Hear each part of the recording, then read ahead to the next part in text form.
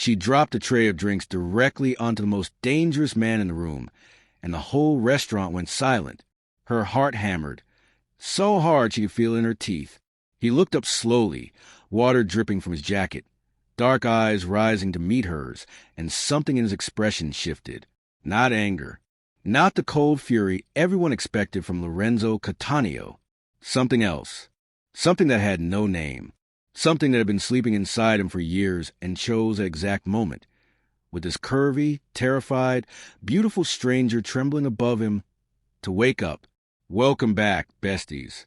If this is your first time here, pull up a chair because you are absolutely not ready for what is about to happen. Please like this video. Hit subscribe if you haven't already. Share it with someone who loves a good, dangerous love story.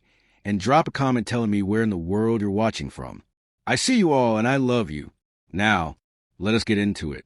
Her name was Amelia Carter, and she had been a waitress at Palazzo Nero for exactly 3 weeks, when she ruined the most important evening of her life and accidentally started something she would spend the next several months trying to survive.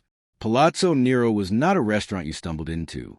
It was a kind of place where reservations were made months in advance, where the lighting was low and amber, where every surface gleamed with the kind of wealth that had been curated over generations.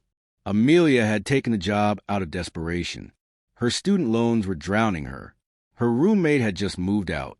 And when her friend Priya had whispered that the tips at Palazzo Nero were enough to change her life, Amelia had put on the closest thing she owned to an elegant uniform and walked through those heavy black doors. She was good at the job. She was careful. She memorized orders without writing them down. She navigated tight corners with grace despite what her old high school gym teacher had once cruelly called her figure. Amelia had long since learned to move through the world in this body, with a quiet confidence that she sometimes had to manufacture, but had mastered so thoroughly it looked real. The night she met Lorenzo Cattaneo, she had been carrying a full tray of the restaurant's most expensive champagne toward a private corner booth when the heel of her shoe caught the edge of a raised floor panel that had been slightly loose for 2 days, and no one had bothered to fix. The tray went one way, the champagne went another, and Amelia, in a moment of instinct, grabbed the tray handle mid-fall to minimize the disaster, which meant instead of everything landing on the floor, it rained directly onto man seated in the booth. She gasped. She grabbed napkins from her apron pocket before she had even fully registered who she was apologizing to. She was pressing linen to the front of his jacket before she looked at his face. When she did, her hand stopped moving. Lorenzo Cattaneo was 38 years old. He had his father's jaw and his grandmother's eyes, which were a deep, nearly black shade of brown that absorbed light rather than reflecting it. He was not handsome in the soft, agreeable way of men who went out of their way to be liked. He was handsome the way a storm front was handsome. You noticed it. You also understood, instinctively, that admiring from a distance was the wiser choice.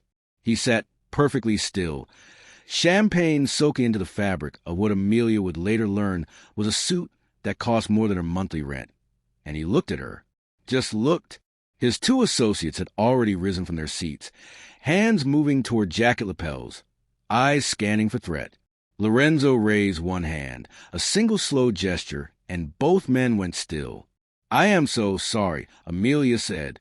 Her voice came out steadier than she felt, which was a small miracle. "I am so incredibly sorry. The floor panel, there's a loose panel, and I'll pay for the dry cleaning." She stopped herself because she could not afford to pay for the dry cleaning, and they both probably knew it. He tilted his head just slightly. His eyes traveled from her face to the napkins clutched in her hands, still pressed against his jacket, which meant her hands were essentially on his chest, which she realized in the same moment he did. She pulled her hand back. "Forgive me," she said again, taking a step backward. Lorenzo Cattaneo said nothing for a long moment. Then he said, in a voice that was very quiet and absolutely unhurried, "It happens." That was all. 2 words. His associates relaxed. The nearby tables, which had gone utterly still, slowly resumed their murmured conversations. Her supervisor materialized from nowhere and began guiding Amelia firmly away with an arm around her shoulder and a whispered stream of Italian that she didn't speak but whose tone she understood perfectly well. She spent the rest of her shift expecting to be fired. She wasn't. At the end of the night, when she collected her things from the staff room, one of the other waitresses, an older woman named Bettina, told her she should buy a lottery ticket. Why? Amelia asked. Because Lorenzo Cattaneo has had 2 waiters fired on the spot for lesser offenses, Bettina said. And he left you a tip. She slid an envelope across the table. Amelia opened it. Inside were 5 crisp $100 bills. She stood there staring at the money for a long time. The next day, Amelia arrived for her shift and said nothing about what had happened. She fixed the floor panel herself with a screwdriver she borrowed from a maintenance closet. She wore flats. She kept her eyes ahead and her tray balanced and told herself last night was already over. It was not over. At 7:45 in the evening, Lorenzo Cattaneo returned. He was not supposed to be there. He had no reservation. Palazzo Nero's owner, a nervous man named Ferretti who turned the color of fresh mozzarella whenever he was frightened, was at Lorenzo's elbow within seconds, guiding him to the same private corner booth. No one questioned this. No one asked about a reservation. The table that had been booked for a celebrated local architect was quietly relocated to a different section with profuse apologies about an air conditioning issue. Amelia noticed him when she came out of the kitchen, carrying a bread basket. She noticed because every other member of the staff had subtly reorganized their positions in the room to be anywhere except this section, every member except her, because she hadn't been told, and also because the section assignment board had somehow already been changed, listing her name next to Table 7. Table 7 was his table. She found out when Bettina caught her eye across the room and mouthed, very clearly, "I'm sorry." Amelia straightened. She carried her bread basket to another table, wrote down that table's order, delivered it to the kitchen, and then walked to Table 7. "Good evening," she said. She did not tremble. She was very proud of this. "Can I start you with still or sparkling water this evening?" Lorenzo Cattaneo looked up from the menu he had not been reading. For one suspended second, something moved through his expression that she could not name. Then the stillness returned. "Still," he said. She wrote it down. She took the rest of his order without incident, brought his water, and managed to get all the way back to the kitchen before she leaned against the wall and let out a breath that had been trapped in her chest for the past 3 minutes. He stayed for 2 hours. He ordered 3 courses and ate them slowly. He made 2 phone calls, both in Italian, both brief. He read documents from a leather folder his associate had brought him. He did not call her over to make conversation, or ask unnecessary questions, or do any of the things some men did when they decided a waitress was interesting. When he left, the tip was $500 again. Amelia folded the bills and put them in her apron pocket and thought very firmly that this was a coincidence. A wealthy man who happened to prefer this restaurant. Nothing more. A week passed. He came in 3 more times. Always in the evening. Always Table 7. Always $500. He never said anything beyond his order, and a brief thank you when she set down his plates. On the 4th visit, he arrived as the restaurant was beginning to thin out near closing.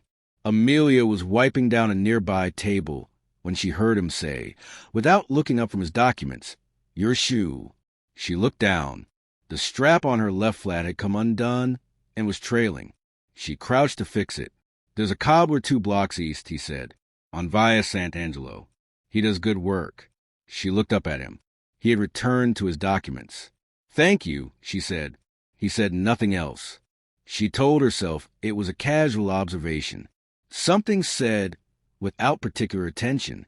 She told herself this right up until Bettina pulled her into the kitchen and stared at her with an expression that was equal parts awe and alarm. "Amelia," Bettina said slowly, "Lorenzo Cattaneo just gave you unsolicited advice about shoe repair." "So?" Amelia said. "So?" Bettina said, "In the 4 years I have worked here, I have heard that man say approximately 60 words to staff, total, and 40 of them were order corrections." By the end of the 2nd week, Amelia understood 3 things clearly. The first was that Lorenzo Cattaneo was not simply a wealthy regular. He was Lorenzo Cattaneo. The name meant something in the city in a way that hummed beneath every conversation, like a low note no one acknowledged out loud. She had done her research. She was not naive. She knew what the Cattaneo name meant, what the family had built over 3 generations, what Lorenzo had spent the last decade consolidating and protecting with a ruthlessness that had made him, at 38, one of the most powerful and feared figures in northern Italy. The second was that he kept coming back, and the reason was not the food. The third was that she was in a great deal of trouble. She told herself to request a transfer to a different section. She told herself this every morning for 4 days. She never did it. The confrontation, when it came, did not come from Lorenzo. It came from a man named Riccardo Fiore. Riccardo was 32, handsome in an uncomplicated way that he was extremely aware of, and he worked in sales for a luxury automotive company whose offices were 2 streets over.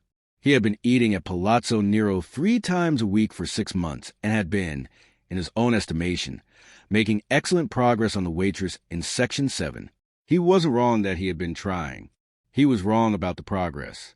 That evening, he slid into Amelia's section while she was setting a neighboring table and settled himself against the bar with the practiced ease of someone who had done this particular maneuver before. "You look incredible tonight," he said. "What time does your shift end?" She smiled a professional smile. She had 20 versions of it. This was the one that meant no, delivered in a way that didn't escalate anything. "I end at 11, she said, setting down a wine glass. "Can I get you something? Let me take you somewhere after. Somewhere better than this." "I appreciate it." She moved to the next place setting. "I really do. But no thank you." He shifted closer. "Come on. 1 drink." She was about to respond when she felt something change in the room. It was not a sound. It was more like a pressure shift, the way the air feels before a storm. She glanced up. Lorenzo was standing at the entrance to the dining room with Ferretti at his shoulder. He was looking at the bar, at Riccardo specifically. The expression on his face was completely neutral. His eyes were absolutely not neutral. Ferretti appeared at Riccardo's elbow within 30 seconds with the smoothest, most apologetic eviction Amelia had ever witnessed. "Terribly sorry, Mr. Fiore. The bar is reserved for private events set up this evening. Let me find you a wonderful table in the main dining room." Riccardo went without fully understanding that he had just been moved. Amelia set down the final wine glass and kept her face very still. Lorenzo walked past her toward table 7, without saying a word. She brought him his water, still without being asked. He looked at her for a moment. Something in his jaw was slightly tighter than usual. "Was that someone you know?" he asked. The question was very casual. It was the least casual question she had ever heard. "No," she said, "just a regular." He nodded. He looked back at his documents. She walked back to the kitchen and stood there for a moment with her hand pressed flat on the cold stainless steel of the prep counter, feeling her own heartbeat. Later that night, after closing, Amelia was walking to the bus stop when a black car pulled up alongside her. The window lowered. One of Lorenzo's associates, a broad-shouldered man she had learned was named Nico, looked out at her. "Mr. Cattaneo offers a car," Nico said. "It is late." Amelia looked at the car. She looked at the bus stop. She thought about the fact that she had been waiting 30 minutes for a bus that the app now claimed was 15 more minutes away. She thought about walking, which was 40 minutes, and involved 2 poorly lit streets. She got in the car. It was warm inside. There was water in a small center console holder, sparkling, which made her think of that first night, which made her press her lips together to stop herself from smiling. The car took her directly to her building. Not a wrong turn, not a hesitation. It knew where she lived. She decided not to think too hard about what that meant. "Thank you," she told Nico when she got out. He nodded once and drove away. She stood on the sidewalk outside her building and looked up at the sky and understood, with very little drama and no small amount of resignation, that she was already in this. Whatever this was, she was already in it. The following morning, there was a package at her door. A small box, cream paper, tied with a black ribbon. Inside, nestled in tissue, were a pair of simple black flats with an elegant buckle strap. Her size exactly. A card tucked underneath read, "Only for shift." Nothing else. No signature. No explanation needed. She put them on. They fit perfectly. She wore them to work and said nothing to anyone, and she told herself the warmth spreading. Through her chest was just gratitude for practical footwear. 3 days later, a woman came into Palazzo Nero. She was extraordinary looking. Dark hair, designer clothing, the kind of beauty that had been professionally maintained and was very aware of itself. She asked for table 7 in a tone that expected compliance and received it, because the evening reservation in Lorenzo's usual slot had not been claimed yet. Amelia took her order. The woman was polite but distracted, checking her phone repeatedly. When Lorenzo arrived at 7:15 and found his table occupied, Ferretti materialized in a panic. Lorenzo's eyes swept the room in a single pass and found Amelia, who was holding a water pitcher and watching this happen from across the dining room. His eyes met hers. She gave a small, helpless shrug.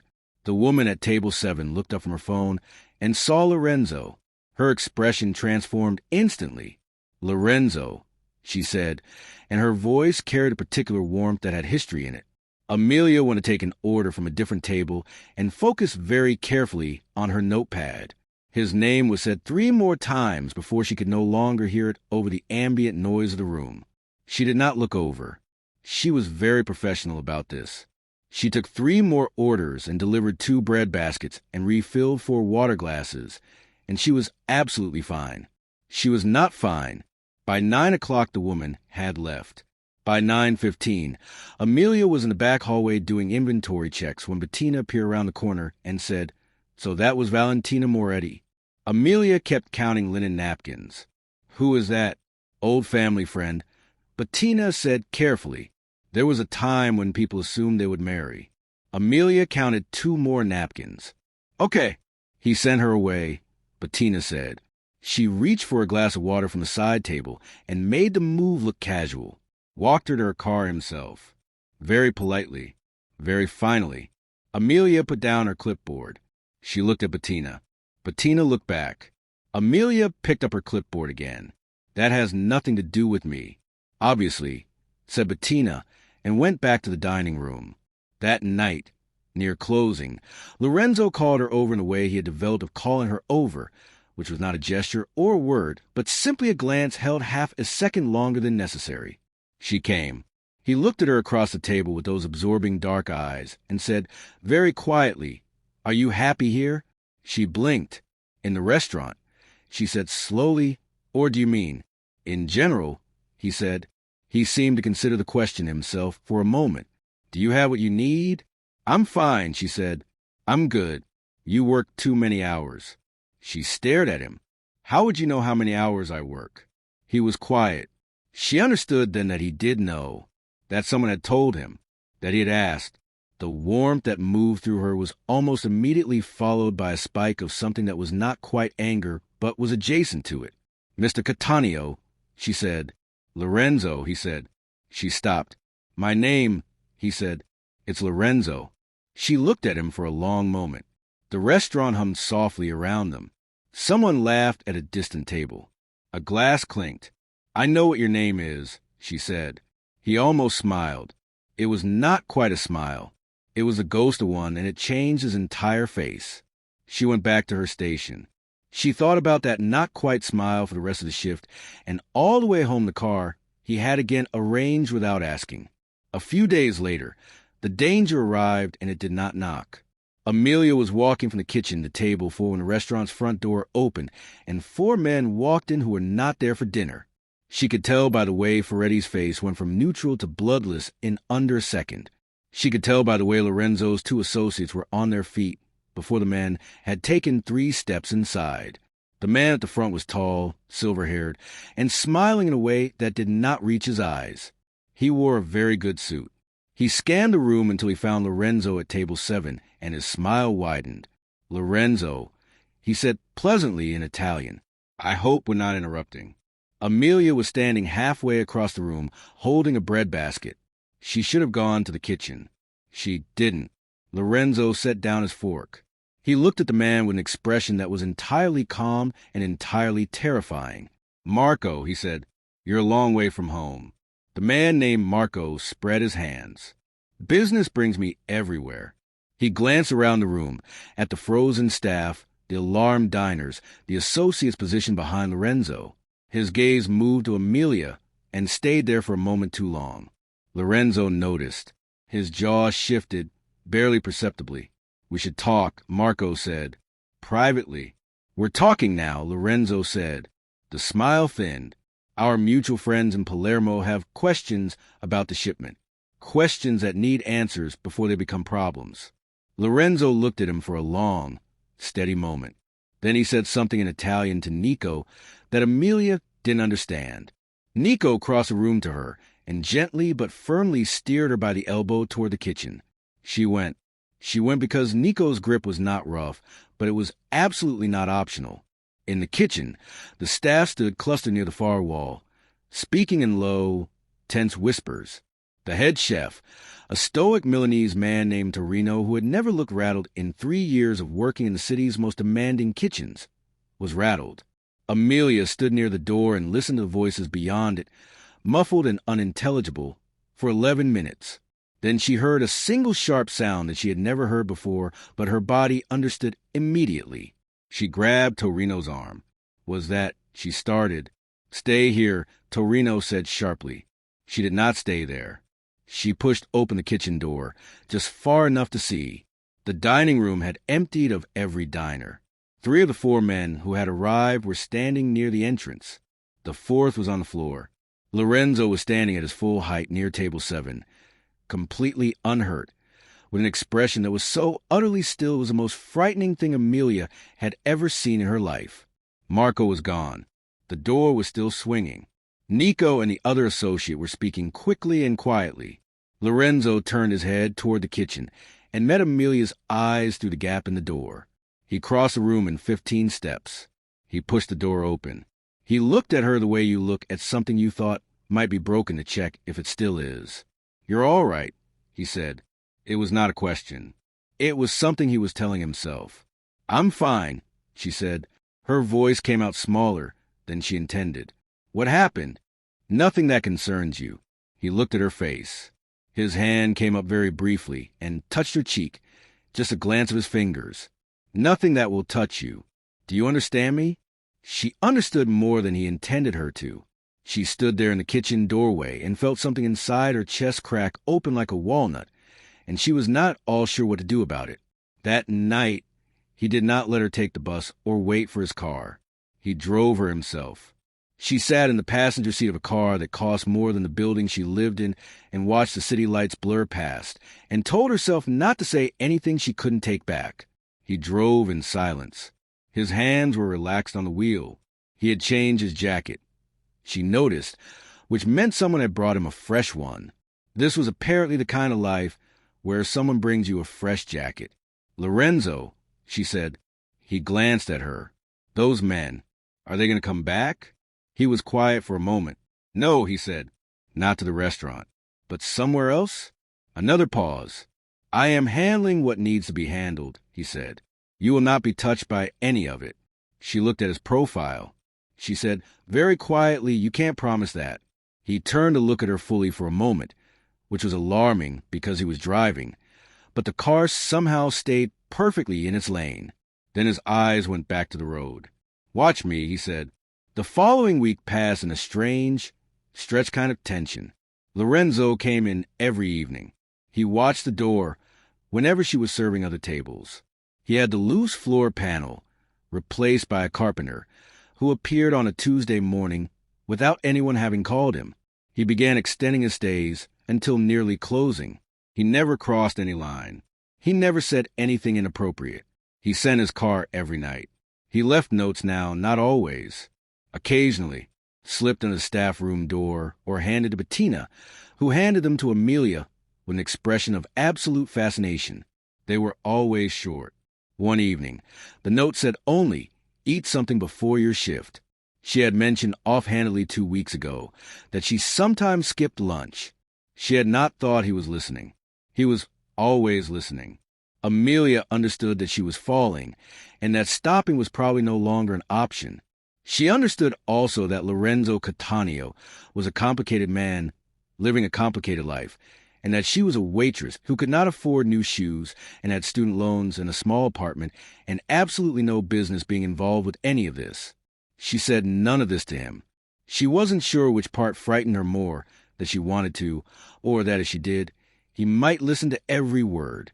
The night everything shifted was a Thursday. It had been raining all day. The restaurant was quieter than usual. Amelia had sent the last table on their way and was doing final checks on her section when Lorenzo appeared beside her, not at table 7, but simply there beside her, which had never happened before. He said, "Come." She looked at him. "Just a walk," he said, "through the kitchen garden. Just for a moment." She went. The kitchen garden was at the rear of the building, a small, walled courtyard with herb beds and a fig tree and a stone bench that the kitchen staff used on break. The rain had stopped. Everything smelled of wet earth and rosemary. She didn't know who moved first. She would think about this later and genuinely not know. She only knew that she was looking at the fig tree, and then she was looking at him. And he was closer than he should have been, and his hand was at her jaw, tilted her face up, and he was looking at her the way he had never let himself look at her before, with every single thing he had been carefully containing for weeks right there in his eyes. "Amelia," he said, just her name. She said nothing. Her hand had found his lapel. She didn't remember doing that either. Everything after that was warmth and closeness, and the smell of rain and rosemary, and the feeling of something that had been impossible becoming inevitable. The fig tree overhead was still dripping. The stone bench was damp. Neither of them cared about any of it. When the world came back, she was standing with her forehead against his shoulder and his hand in her hair, and neither of them spoke for a very long time. Then fear arrived. It arrived the way it always did for Amelia, quietly and with excellent timing. She thought about who he was. She thought about what she was. She thought about the 4 men who had walked into the restaurant. She thought about Marco and Palermo and shipments. She thought about Valentina Moretti, who was beautiful and from the right kind of family. She thought about how easy it would be, how very easy, for Lorenzo Cattaneo to decide that this was a pleasant interlude and nothing more, and to return his life and leave her standing in a kitchen garden alone. She took one careful step backward. He felt it. His hand stayed in her hair for 1 second more. Then it fell. She looked at him. He was watching her. "This is not," she started. "Don't," he said. His voice was quiet. "Whatever you're about to say." "I should go," she said. "Amelia." "It's late," she said. The word sounded hollow. She knew he heard that. "I should really go." She walked back through the kitchen. She got her bag. She walked out the front door before his car could be arranged, and she walked to the bus stop and waited in the damp cold for 30 minutes. And when the bus finally came, she got on it and sat in the back and stared at the floor and felt every minute of those 30 minutes in the kitchen garden like a bruise she had given herself. The next day, she called in sick. She wasn't sick. She stayed in her apartment and made very thorough plans about requesting a transfer and starting over somewhere else, and how none of this had been a good idea from the beginning, which she could see very clearly in retrospect. By 2 in the afternoon, there were 3 missed calls on her phone from a number she didn't have saved but recognized. She didn't answer. By 4, there was a knock at her door. She looked through the peephole. It was Nico. She opened the door. Nico looked at her. He was not a man who communicated a great deal through facial expression, but something in his posture communicated that he had been sent on an errand he considered beneath him and also somewhat concerning. "He would like to know if you are well," Nico said. "Tell him I'm fine," Amelia said. "He would like to know directly," Nico said. She looked at him. She said, "Nico, I cannot." Nico considered this. He said, with the air of a man delivering information that was not his to give but felt necessary, "He has not eaten today." She stared at him. Nico's expression remained neutral. "Since last night," he added. "I thought you should know." He turned and walked back down the hall. Amelia stood in her doorway. She grabbed her jacket. She found him not at Palazzo Nero but at a building 2 miles north, an old converted warehouse with security at the door who let her through without question, because Nico had called ahead. She was led to an office on the 3rd floor that was large and spare, with floor-to-ceiling windows overlooking the city and a desk buried in documents and a man sitting behind it staring at nothing. When she walked in, he stood up, They looked at each other across the room. She crossed her arms. "I heard you haven't eaten," she said. Something moved through his expression, something that was almost undone. "That's not," he started. "I'm not here because of that," she said. "I'm here because I needed to say something and I kept almost saying it. And then I didn't and I think I should say it." He was very still. "I am terrified of you," she said. "Not what you are or what you do, though I am also somewhat terrified of that. I'm terrified because I know what I am and I know what my life looks like, and I have spent a long time being very practical about what I am and am not allowed to want. And then you looked at me and I couldn't be practical anymore, and that is very difficult for me." He had crossed the room while she was talking. She hadn't tracked it. He was simply suddenly close. She kept going because stopping felt worse. "And then last night I panicked," she said, "and I'm sorry for that. But I need you to understand that if this is something, and I'm not sure what this is, but if it's something, then I need it to be real. I can't be a pleasant distraction. I can't. I know you have a whole life that I barely understand, and I know where I come from, and I know where you come from. I know how different those things are, but I can't be something you put down when it gets inconvenient. I can't do that." She stopped. Her chin was up. Her eyes were bright. Lorenzo looked at her for a long moment. Then he said, "You are the least convenient thing that has ever happened to me." She made a sound that was almost a laugh. "And you are not a distraction," he said. His voice was low and very certain. "You are the first thing in a very long time that I have felt certain about." He reached up and tucked a piece of her hair behind her ear with a careful, deliberate gentleness that made her chest hurt. "And I need you to understand that when I say I will not let anything touch you, I mean it. It is not a line. It is not something I say." "I know," she said quietly. "That's part of what scares me." He looked at her. Then very softly he said, "Let me be worth the risk." She looked at him for a long moment. The city spread out behind him through the floor-to-ceiling glass, all lights and distance. "Okay," she said. The following weeks were the strangest and most complete of Amelia's recent life. She still worked at Palazzo Nero. She still took orders and carried trays and managed a professional smile in its 20 variations. But something had settled. Something had become impossibly normal. Lorenzo was careful with her in public. He was not a man who performed anything, affection included, but he was present. He appeared. When she finished a double shift, the car was there. When she mentioned once briefly that the heating in her apartment had been intermittent, a technician appeared the next morning with no explanation.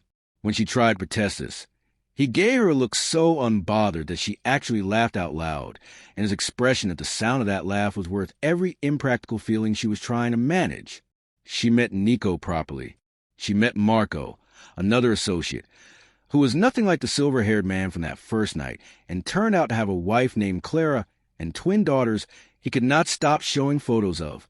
She saw the layers of Lorenzo's world from the outside, never pushed inside further than she chose to go, but close enough to understand the shape of it. He was not uncomplicated. She hadn't expected him to be. He carried weight the way old buildings carry centuries, invisibly but completely. There were nights he came to the restaurant distracted and taut and said very little, and she did not push, and he seemed grateful in a way that told her no one had ever not pushed before. There were also nights he lingered after closing, and they sat in the empty dining room while the staff finished their cleanup, and he asked her things about her life, her family back in Philadelphia, her degree she hadn't finished, her plans before the loans and the move and the job.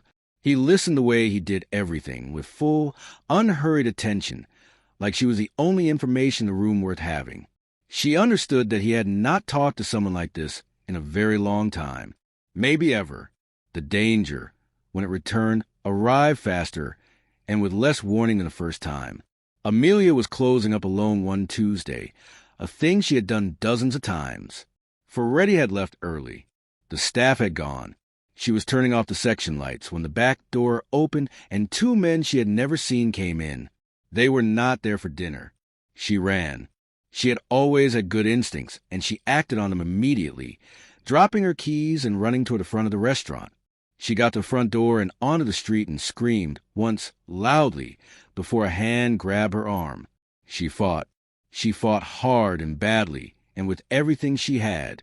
She was still fighting when she heard tires and a car door, and then a voice that cut through everything else like a blade through cloth. Let her go. Lorenzo. He was there.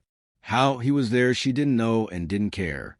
He was there, and his voice had a tone in it she had never heard before, something that lived on the other side of calm. And the two men who had grabbed her were very quickly having the worst evening of their lives. It was over in 90 seconds. Amelia didn't watch all of it. She sat on the curb with her back against a lamppost and her knees up and her arms wrapped around herself, and she breathed. Then Lorenzo was crouching in front of her, his hands on her face, turning it carefully side to side, checking. His expression was something she would not find words for easily. It was the expression of a man who had just survived something he couldn't afford to think about directly. "I'm okay," she said. "I'm okay." He looked at her for another long moment. Then he sat down on the curb beside her, which was not something a man in a several $1,000 suit typically did, and he put his arm around her, and she leaned into him, and neither of them said anything for a while. She could feel him shaking, just slightly, just once, before he controlled it. She tightened her hand on his arm. "How did you?" she started. "I track your phone," he said. Then, quietly, "I know." She should have objected to that. She thought about objecting to that. She had already known, she realized, on some level, for weeks. The car always arriving exactly when she left. The things he knew about her schedule. She leaned her head against his shoulder. "Don't stop," she said. He turned his face into her hair. He said something very quietly in Italian. She didn't ask him to translate. She didn't need to. The men, she learned over the next few days, were associates of the silver-haired Marco, who had not appreciated the way his visit to Palazzo Nero had ended. He had made a calculation about what Amelia meant to Lorenzo in an attempt to use her as leverage. Lorenzo made a very different and very final calculation in response. She did not ask for details. He did not volunteer them. But the calls stopped. The watching from dark corners stopped. The weight Lorenzo had been carrying visibly thinned over the following week in a way that made her understand something had been resolved. What she did not expect was a conversation that followed. They were in his office, the one with the floor-to-ceiling windows. It was late. He had poured her tea because he had learned she didn't drink at night, a detail he had simply stored somewhere and acted on without comment. He sat across from her and looked at his hands and said, "I need to tell you who I am. All of it." She looked at him. "I know who you are. You know some of it." She waited. He told her. He told her about his father, who had built the empire, and his mother, who had tried to leave it and what that had cost. He told her about taking over at 26 when his father's health collapsed, about decisions he had made that he couldn't justify to anyone outside his world, and some he couldn't justify to himself. He told her about the men who feared him and the men who had tried to destroy him. He told her about the loneliness, which was a word she had not expected from him, and the way he had made a kind of peace with the idea that the life he led was incompatible with anything real, anything that mattered. "And then you spilled champagne on me," he said. She made a sound. He looked at her with those dark eyes and said, "And I sat there and thought, for the first time in a very long time, that perhaps I had been wrong about what was possible." Amelia set down her tea. She looked at him for a long moment. Then she said, "You are a complicated man with a complicated life, and I am very ordinary, and I am not going to pretend I understand everything you've told me, or that it doesn't frighten me some." He didn't look away. "But," she said, "I think you have been alone for a very long time, and I think you are trying, in your very intense and slightly overwhelming way, to be someone worth knowing. And I think you're worth knowing. I think that very much." Something in his face undid itself. He reached across the table. He took her hand. He just held it, carefully, like something he was not sure he was allowed to have, but intended to hold on to anyway. They stayed that way until the city outside went quiet. The months that followed were not without difficulty. There were nights she waited, and he didn't come. There were conversations that revealed fault lines of what they were building, and required a kind of patience neither of them had thought they possessed. There were members of his world who looked at her with thinly veiled skepticism, a waitress, an American, ordinary. She met these looks with the quiet confidence she had spent years manufacturing and found, increasingly, that it wasn't manufactured anymore. But Tina told her she had never seen Lorenzo Cattaneo hold a door open for anyone. She had now seen it 17 times. Lorenzo hired a financial advisor to look at Amelia's student loan situation without telling her, and when she found out, she argued with him for 45 minutes, which he absorbed with the patience of a man who considered 45 minutes of her talking at him in the kitchen of his apartment a deeply adequate Tuesday evening. She finished her degree. Online, in the evenings, at the desk he had put in the apartment she had moved into on the 7th floor of his building 3 months after the night on the curb. He had asked her to move in during a conversation about her heating system that had gradually become something else entirely, and she had agreed the way she had agreed to most things with him, after sufficient deliberation, and with full awareness that she had already decided. He was present for every exam, sitting somewhere nearby, doing his own work, available without hovering. When she submitted her final paper at 11:45 on a Wednesday night and let out a sound that was half triumph and half exhausted collapse, he was there immediately with both arms around her, and he said, very quietly near her ear, "I am proud of you." She held on to that sentence for a long time. The proposal happened on a Sunday. It was not elaborate. He was not an elaborate man when it came to things that mattered to him. They were in the kitchen of the apartment, and she was making coffee, which he was better at than he was despite his Italian pride on the subject, and he was reading a newspaper, and he said, without looking up, "I would like to marry you." She turned around. He set down the newspaper. He looked at her with the full weight of those dark eyes. "I don't have a speech," he said. "I have tried to write one, and I have thrown it away 4 times. He reached into the pocket of his shirt and set a ring on the counter between them. It was simple and perfect. A single deep stone in an uncluttered setting. He had not guessed her taste. He knew it. "I know what you are afraid of," he said. "I know you have spent a long time being practical about what you are allowed to want. I am telling you that you are allowed to want this. I am asking you to choose this. To choose me." Amelia looked at the ring on the counter. She thought about a night 3 years ago when she had walked into a restaurant desperate for rent money and dropped a full tray of champagne on the most terrifying man in the room. She thought about $500 tips in a cobbler on via San Angelo and a small cream envelope with a cornetto pendant. She thought about a kitchen garden after rain and a curb at midnight, and her hand tightening on his arm when she felt him shake. She picked up the ring. She crossed the kitchen. She took his hand and held it for a moment, the way he had held hers across his desk on a late, quiet night, like something neither of them was quite sure they were allowed to have. Then she said yes. They were married in March. Small, deliberate, the way Lorenzo did everything. The courtyard of a restored villa outside the city, 30 people who mattered, no performance. But Tina was there and cried from the first word. Nico stood at the back with his arms folded and something suspiciously bright in his eyes that he would deny entirely. Amelia wore ivory. She carried a small bunch of herbs from the kitchen garden, rosemary included. Lorenzo, when he saw her, said nothing for a long moment. Then he said in Italian, which she understood now, "You are the most beautiful thing I have ever seen." She said, "You're going to make me cry before the ceremony." He brushed her cheek with one thumb. He said, "I will spend the rest of my life making it up to you." They said their vows in English and Italian, both, because she was both now, because they were both. 7 months later, on a morning in October, Amelia sat in the kitchen of their home and looked at the result of a test she had taken with slightly trembling hands, and then looked at Lorenzo across the counter, who was reading a newspaper and drinking coffee, and had not yet looked up. She set the test on the counter between them. He looked down. He was still for one long, suspended moment. Then he looked up at her, and his face did something she had only seen a handful of times in the years she had known him. It came apart, gently, completely, in a way that left something open and bare and absolutely certain. He came around the counter. He took both her hands. He pressed his forehead to hers. She felt him breathe. "Amelia," he said quietly. His voice was not quite steady. "I know," she said. They stood like that in the kitchen for a long time, in the morning light, in the quiet that was not empty anymore, but full, completely full of everything they had built from a spilled tray of champagne, in a moment when something impossible had decided to wake up. And that is where I will leave them, besties.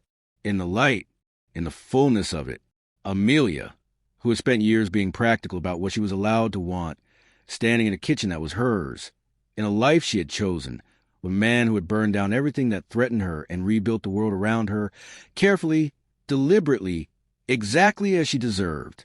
Lorenzo, who had spent decades managing an empire and a loneliness he had made peace with, holding on to something real at last, something that had arrived of all ways, in a splash of champagne, and a trembling apology, and a pair of eyes that had seen him without flinching. Love is not always quiet. Sometimes it arrives with danger and champagne, and a loose floor panel, and a man who doesn't speak but leaves $500 tips and shoes in exactly your size. Sometimes it asks you to be braver than you plan to be. Sometimes, if you are very fortunate, it asks you to stay. And you do. Thank you so much for watching, my beautiful besties. If you made it to the end, you are exactly the kind of person I make these stories for. Drop a comment and tell me what you thought. Tell me your favorite moment. Tell me where you're watching from. Like this video if it moved you at all. Share it with someone who needs a love story today. And subscribe so you never miss what comes next. Until next time, take care of yourselves. I will see you in the next one.